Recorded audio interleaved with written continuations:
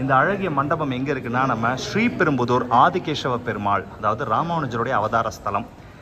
இந்த அவதார ஸ்தலத்தை நீங்கள் நேரில் பார்த்துருக்கீங்களா? கோவிலுக்கு எதிரில் என்னடா ஒரு மண்டபம் மாதிரி இருக்குன்னு பார்த்தீங்களா? இதுதான் ராமானுஜருடைய அவதார ஸ்தலம்.